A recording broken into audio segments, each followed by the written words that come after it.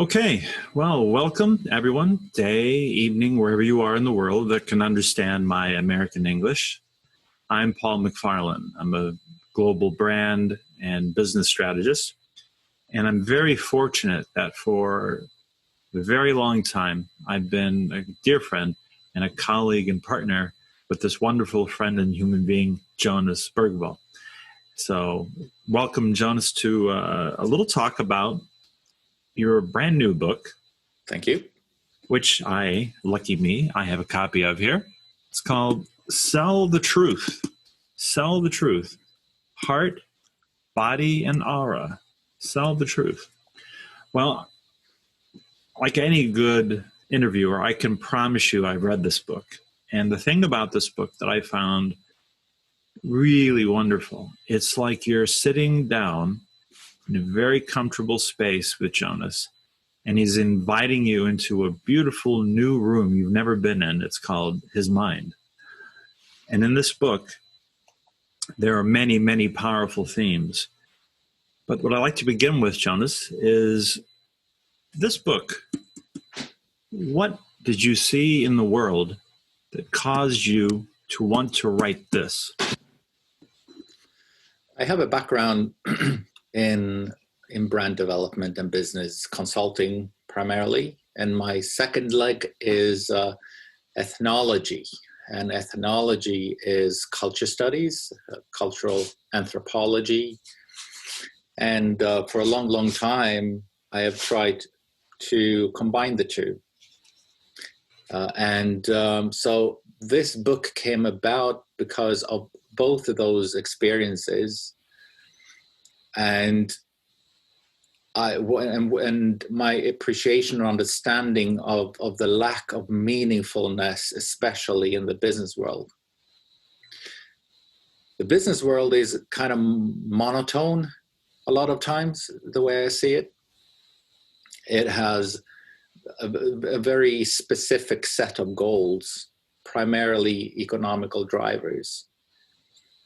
And what I wanted to do, and what I sort of experienced over the years, is that meaningfulness is such an important aspect of any kind of business. And meaningfulness itself is it's vague to begin with, because what we understand as meaningful is so contextual. So sometimes it just happens. If you just happen to walk on a beach or through a park or do something, and it just dawn on you that, oh wow, this felt good for some reason. And the other interpretation of meaningfulness is usually sort of metaphysical or spiritual in some kind of way, where we're supposed to get meaningfulness from some kind of other outer level. And what I'm doing in this book is to start in a very rather simple definition that meaningfulness is always contextual, and it's based on action. So one of the examples that I think is makes it very clear is the football field, where we have, soccer or real football, so a football field is a grass lawn, delineated with white lines, and you have two goals on each end. And within these lines, there are very specific rules.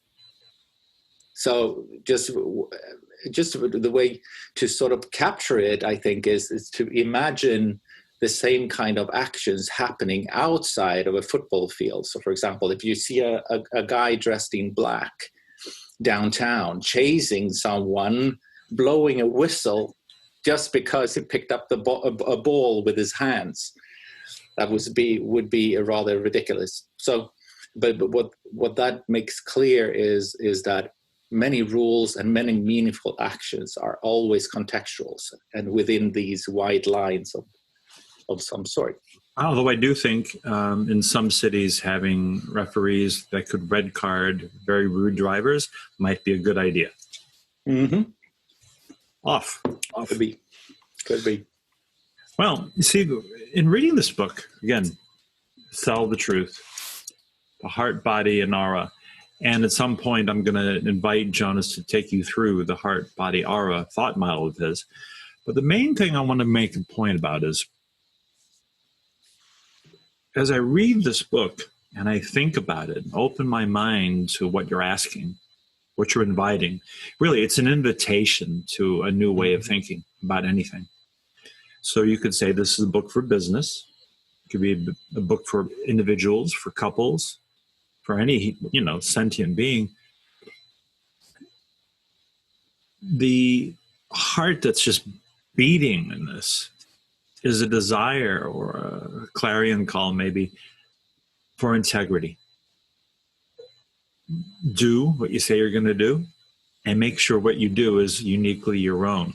So that thing I'm getting from this about integrity, why is that so important today?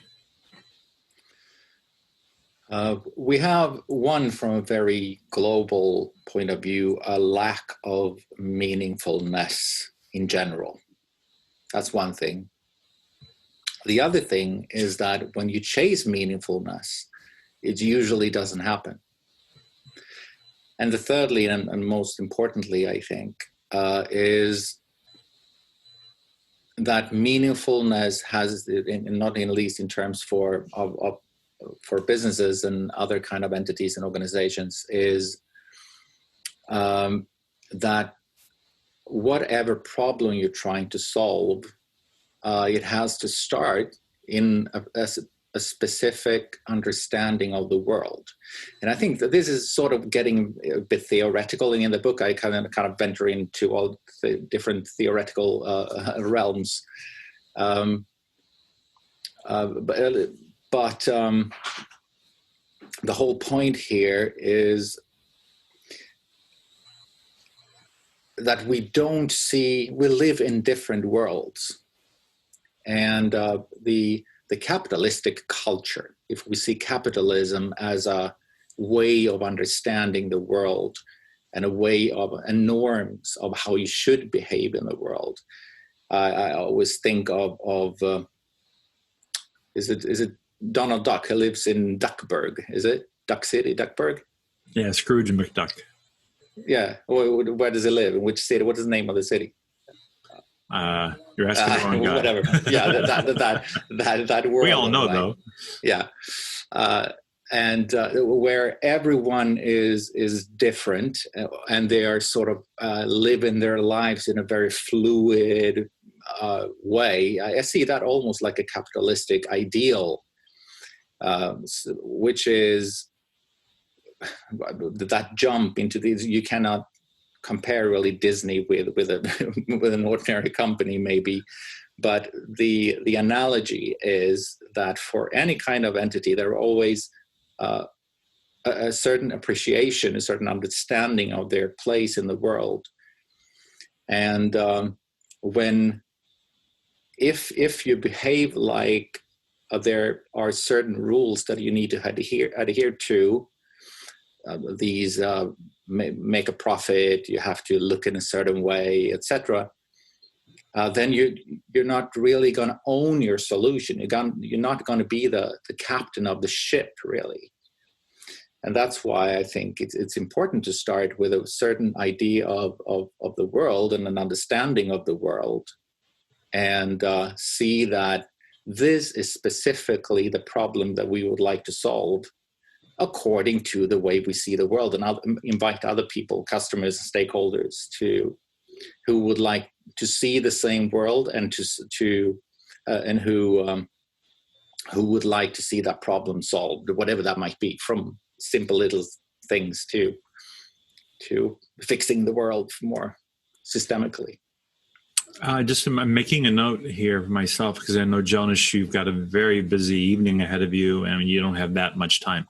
but something really important because I see it behind you. There's a theme, again, in this book, Sell the Truth. Of Jonas's beautiful thought model invention that I was very honored to sort of co-participate in some years ago, the heart, body, aura thought model. And because there is the little guy behind you, would you take us through that in regards to the theme of your book? And this is not at all sort of my thing. It's just a way to understand it that made it more clear and easy to understand for me. And the way that works is that if you take a company with and a corporation, which is a body of some sort, which is a solution to a problem. So if you take any kind of brand or company and take, well, what kind of problem are they trying to solve? And you can usually pinpoint, okay, they are doing this or that. And that's a good starting point, because usually you don't really see why are they doing this? What kind of world are they seeing? What's in their heart? It's not really it's not meant to be understood as passionate or sort of heart lovey-dovey sort of thing, but rather the key problem, like we talked about just a minute ago, a certain understanding of the world and the key raison d'etre, the reason to be for any kind of organization to exist, because they see a certain problem and they would like to solve it.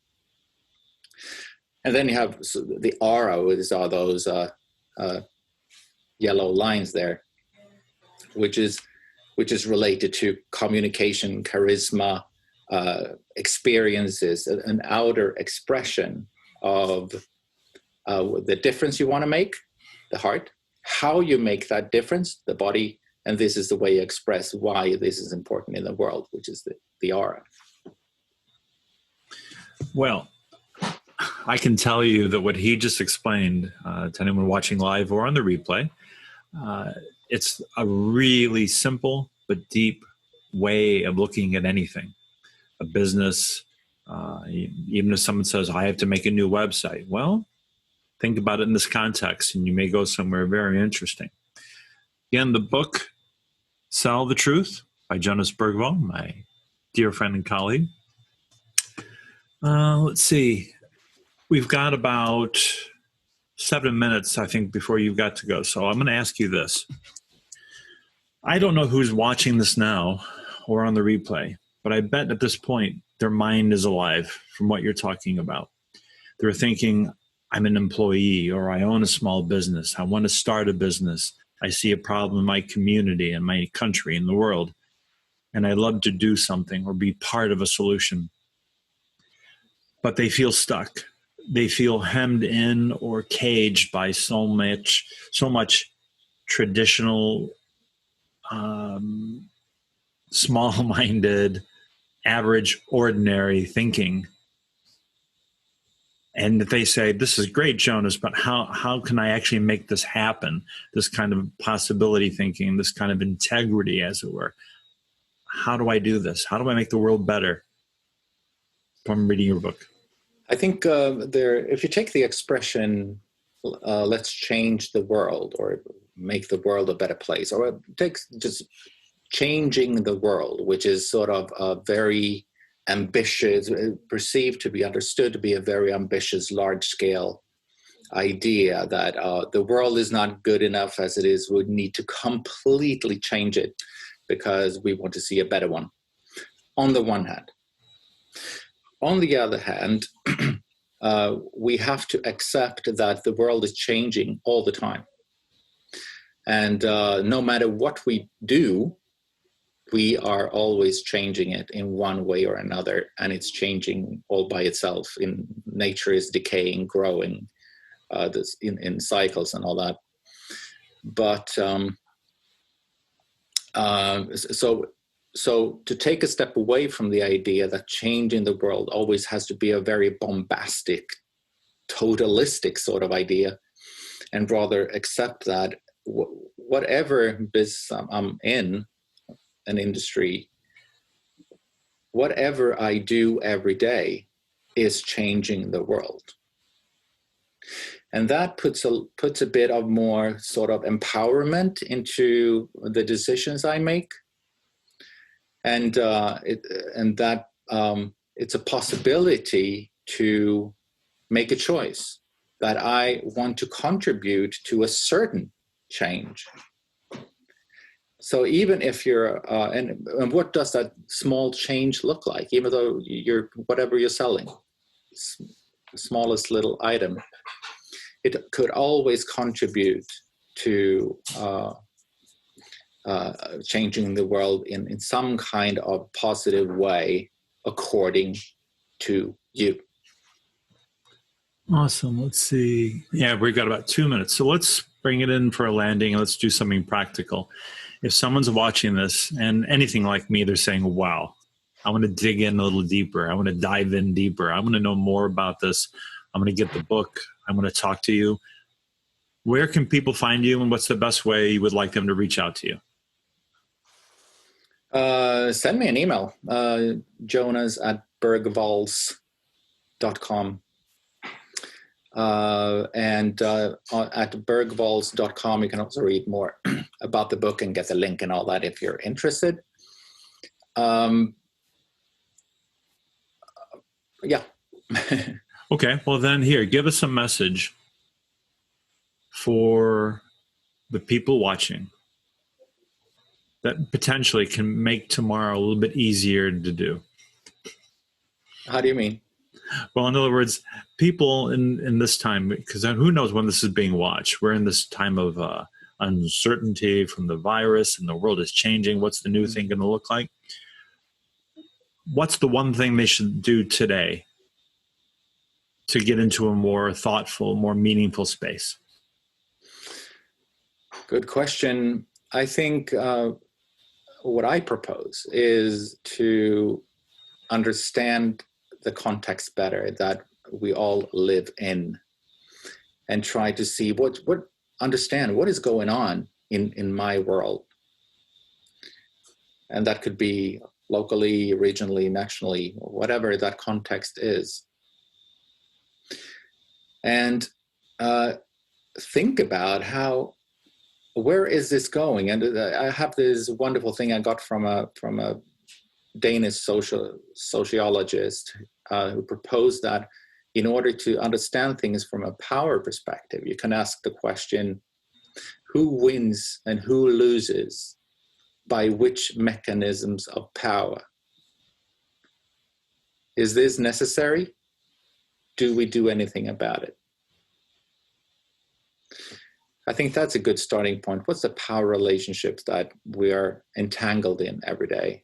And is there any better way we could enable people in some kind of way? Well, you just heard an example of why I love this man. What did he do? He took a question and he didn't answer it. He cracked it open. And like that Leonard Cohen song, there is a crack in everything. That's how the light gets in. And truly, that's what I think his incredible value is. He cracks open problems and brings in new light, new freshness, and new thinking. This book, Sell the Truth, Heart, Body, and Aura, my colleague, my partner, my friend, Jonas Bergvall. Reach him at jonas@bergvals.com, right? That's right. Reach out to him. Go to the website, bergvals.com, get the link to this book, read it, and get yourself ready for the most delicious, beautiful, thoughtful chin scratching maybe you've ever done in your life. Well, it's a pleasure to see you again as we talk on a regular basis, but I'm really excited about this book, and I hope other people get into this sort of space that you're inviting us all into. So once again, thank you, Jonas. Thank you for the thank you to everyone watching. Thank you everyone watching. Take care.